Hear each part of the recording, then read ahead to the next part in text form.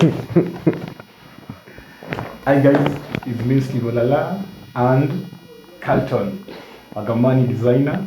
So manze, leo nimekuja na face mpya, niko na mgeni amekuja mtaa kushare na sisi story yake, alafu na idea zake, kwa nini anafanya the design. So Calton, welcome. Asante sana. I know you're like a designer, YouTuber, and a vlog content creator. It's been a minute since I was on YouTube. But the funny thing, I heard you saying that you don't believe in consistency. You do it randomly when you feel when you post for us.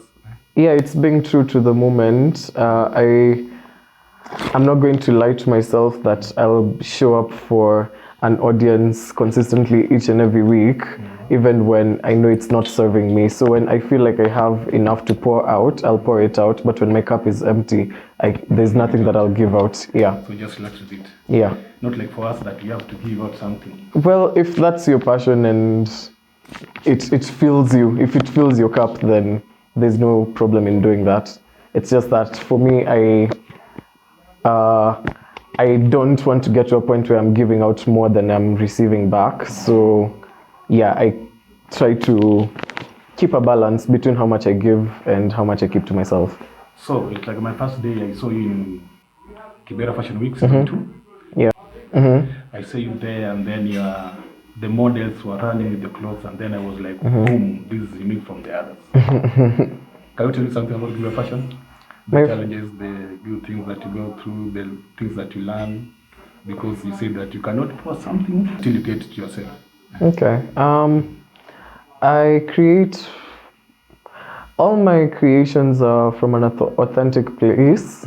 A lot of them come from my own personal experiences. Because design and art, any form of art to me is like a mode of therapy. So every time that I'm designing or drawing something, it's me telling my story or me healing from something by doing that drawing, by naming that thing to tell a story. So for the Kibra Fashion Week, I presented the Vurumai collection, which is Vurumai in Swahili is the synonym for vurugu, fujo, ghasia, a state of pandemonium, and no pandemonium is when there's no peace, everything is everywhere all at once. And so it was reminiscent of Zulu warfare, because I wanted to show how fashion to me is a weapon, a means of fighting. Being an androgynous presenting person in our society, in our community, comes with a lot of backlash. People will try to make you dress less fabulously, less glamorously. They'll try to make you dim your light so that other people that can be comfortable. But I've never been someone who fits into boxes, because fashion to me is life. It's my means of expression. And so Vurumai for me was fighting back, but without sticks and stones. It was fighting back by simply existing loudly, flamboyantly, because that to me is a stronger weapon than anything else that they could throw at me. Because I'm hitting you with the thing that you're bringing me down with, then you can't bring me down after that. Yeah. So when you say that like a fashion, it's like people want you to wear at a certain way, which favors them. It's like now you don't believe in these culture things that like for certain occasion you're supposed to wear like this. I didn't say nothing about occasions. No, because you have said that you doing that like fashion, it gives you a freedom to express yourself and fight back. Yeah. Then you don't want to be inside the box, so you just want to explore yourself and do your thing. But you know, the community, the way it is like if you're working in the office, you have to put an official clothing. If you are in the field, you have to be in casual.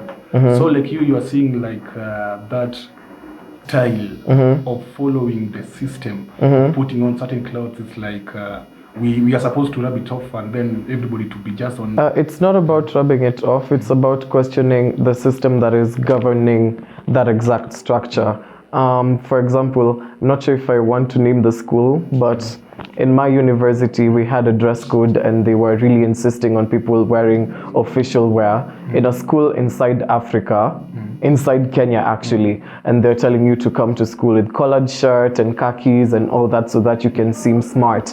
But then if you show up with your kitenge, if you show up with maybe a blouse, if something that is, you know, more expressive, they say that that is unprofessional. I'm like, so who is this that is defining things that are professional, things that are formal, and things that are not? Because the formal things that you're wearing are not ours. They are not our expression of art. It's trying to box ourselves in the it's kind of rounding us off to the next white face, because these are, you know, white attires, the things that make us seem acceptable in places. But then my message is that you are still worthy of entering and taking up space in your kitenge, in your flamboyant dress, in whatever style of art that you are, as long as, you know, it's appropriate for the occasion. Yeah. So let's just make it like your dress, your choice. Yeah. So I saw your movie. Short film. Yeah, short film. I tried to get in touch with it. I tried to understand it, and then it was like the storyline behind it, or the motive behind it. According to me, I know I can watch it and then I translate it bad, because you are the one who did it, you are the one who directed it. Everything was from your side. Only the guy who was holding the camera was the one who was in front of you. So I was like, the movie was trying to talk about you being in a jail and you want to free yourself. Interesting. You know, art is subjective. I say art is only yours until you put it out. So once I put it out, anyone is free to interpret it the way they want. So I'm curious how you interpreted it before I tell you my actual version. So did I interpret it wrongly? Tell me, okay, I'm in a jail, so continue. Now you are in a jail and then you are trying to speak out because the inner you is not what was represented outside you. So you are like, guys, there is me inside me. Interesting. The film is called Ngamani, which later on came to inspire my brand Ngamani, which is a jewelry brand. But Ngamani comes from the Swahili adage, mwenda tezi na omo marejeo ni Ngamani. Tezi na omo ni sehemu tofauti katika meli.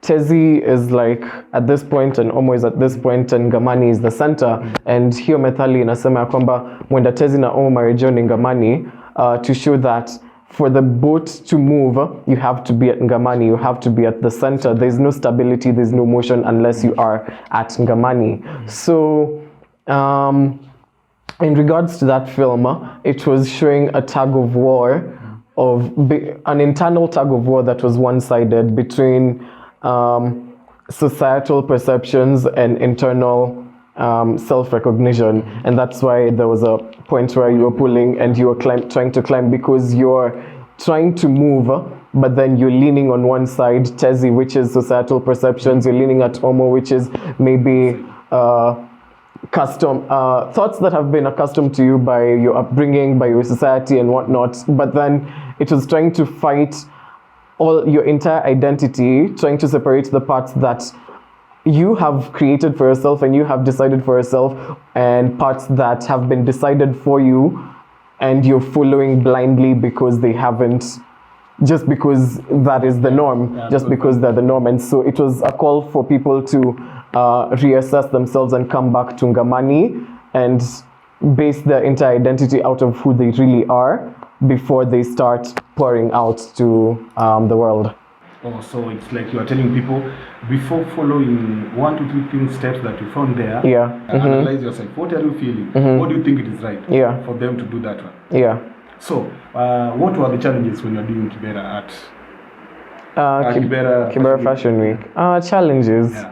Challenges that I faced, I wouldn't say are within Kibra. It was mostly within my own business, and because what I presented for Fashion Week was larger than anything that I had ever done before, and it's because I chose to experiment with different materials and different techniques and do things grander than I had done before. So I had to source leather and learn how to work with leather, learn how to work with cowhide, which people in Kibera you know, there are local artisans here that were really skilled in the craft that made the process really easy and helped me gain knowledge. But I feel like the main challenge was trying to learn the new skills and navigate how to outdo myself more than I had done since I started. So do you believe that your cup was full when you are doing that project? Cup was full in what way? According to what you learned from others, according to what you interchange with the other designers, the community. Are you asking if the project was fulfilling to me? Yeah. Well, yeah, in some ways, yes, because I did get the platform to share my story and my art and the message behind my art. I got the platform to share that with more people, and I've had many testimonials for people that have experienced my art and came to tell me, even though they aren't even related to jewelry, what my jewelry and what my style represents resonates with them at such deep levels. So I am really grateful for the platform for giving me a chance to share my voice and my word. And so now that you learned some 1, 2, 3 things out of them, do you think there is something that you give to them that they did not know? Because if you go to a certain place, you just know that this, according to level of someone, I can add this one to impact. Okay. To feel something in his or her life. Do you think there is something new that you brought? I feel like I allowed people to be free, because with my designs and the person that I am someone who, I don't want to say reckless, but someone who's so authentically me. I'm rarely fazed by external structures, and so for people to see me existing as such a force, such an unmovable force that is not shaken, gave them the liberation in their mind that in my own capacity I can also break down the structures that are holding me down. I can also allow myself to experience freedom in its fullness. So, where can we find you? You can find me. Connect with them. You are saying that YouTube, it's like 2 years you have not posted anything? You're stalking me. Well, I technically posted last year. I did post the film went up last year in October, I think. But I will come back when you feel like sharing. When I know what I want to share. When I know what I want to share. You can find me anywhere if you search Ngamani. Ngamani is my jewelry brand, and you can find my personal account at Gandani Calton on Instagram, YouTube, Pinterest. Same as Ngamani, and Ngamani is Instagram and Pinterest. So before you finish, I've just remembered something. I saw your video when you are telling people or giving out your story, how you are heartbroken with the media thing. It was a debate in communications class between linear and transactional methods of communication, and it was just a story that I gave. It isn't real. So I thought it was real, and I was like, I was dating the Kikombe, the thing. Kikombe, yeah. So, it was a story that I was trying to bring down the other team. That linear method of communication is a method that you just say it direct. You don't wait for feedback. You just, like this, the fact that we have assigned the memo reverse hub, that is linear method of communication, because I can't give feedback on that. The one who made it told it no. But then transactional is something that what we're having, it's an exchange. And so what I was trying to say in that debate is how I was trying to show the importance of having feedback in communication, because if you just have linear that is posted somewhere, and you'll move on assumptions, and assumptions may lead to your downfall if not interpreted nicely. Okay, me, I thought that you were broken. So I was oh no. Ni wewe tu.